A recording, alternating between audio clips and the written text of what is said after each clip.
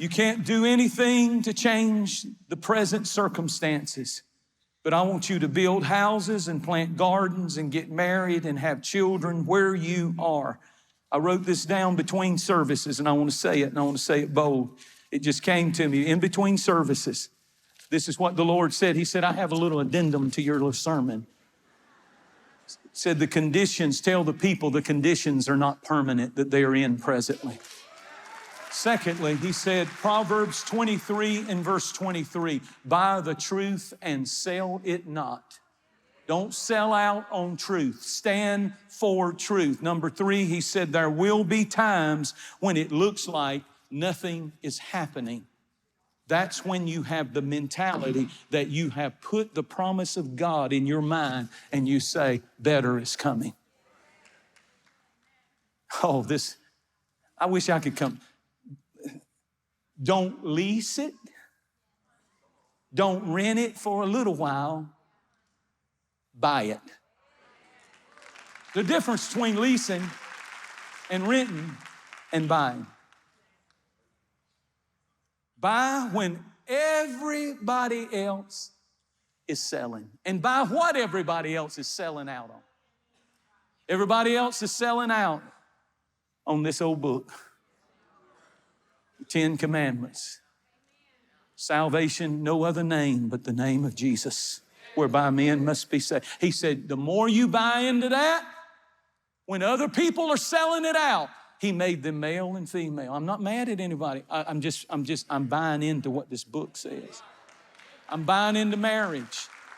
The marriage bed is undefiled. Buy into it. Buy into your family.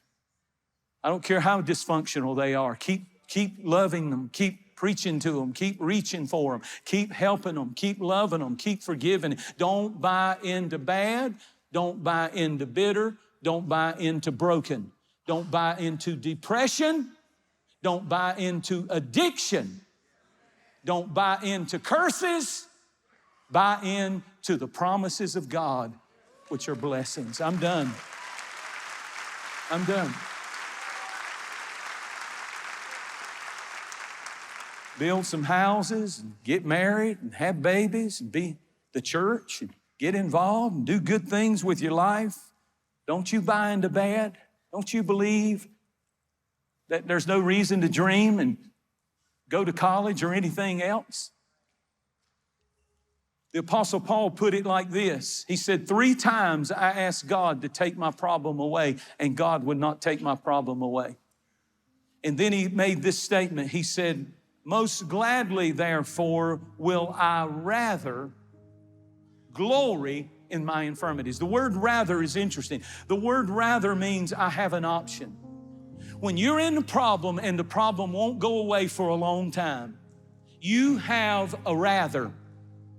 You can either buy into how terrible and awful and bad and negative and death and destruction and pain and life has lost all of its joy for me because of all that has happened to me. You can do that. But Paul said, I've got a problem and I've asked God 3 times to fix it. What was the thorn? We're not told what the thorn was. Somebody said it was his mother-in-law. I don't know what it was. It wasn't my mother-in-law, but I don't know what it was. I'm glad he didn't say what it was. That means it could be whatever your problem is that will not go away. He said, I will gladly, therefore, rather means I got a choice. It's not going anywhere, so I can either whine and talk about how bad it is, or I can turn it into I will gladly, therefore, rather glory in my infirmity, in my problem that won't go away. I'll turn it into something that I realize, because I reckon, he goes on to say, that this present problem is not worthy to be compared to the better that is coming out of it when God gets through with it. Clap like you believe all things are working together. All things are working together. All things are working together for the good to them even prison. You got a rather, make sure your rather is right.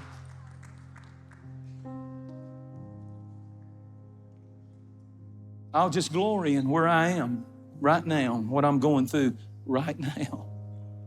I would never choose it, but since I'm here and I can't do nothing about it, nothing's too hard for God. He's allowed me to be here. I mean, I wanted you to, I purposely drew that picture of in your minds of Jeremiah with the cloths and the mud and the muck, the molded. I wanted you to see who in the world ever told you if you live for Jesus, you'll just have a beautiful, beautiful, perfect life. What a joke.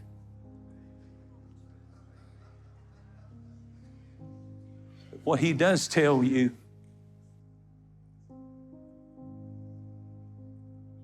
is there is better coming. The trumpet's gonna sound. Until then, I'll give you grace. Grace will just keep coming to your dungeon.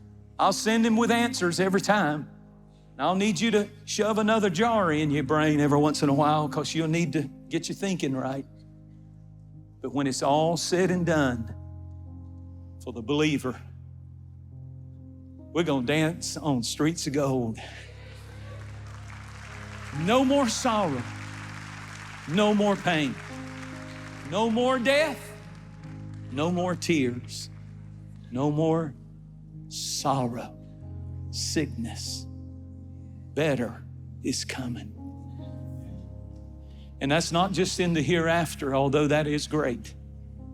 But the Lord said, I want people today who hear this message to know it is a prophetic declaration into their future. It's the jar buried with the promise in earthen vessels that I will bring you back to the very spot that Satan thought you would crumble and break, and you will see I am a good God.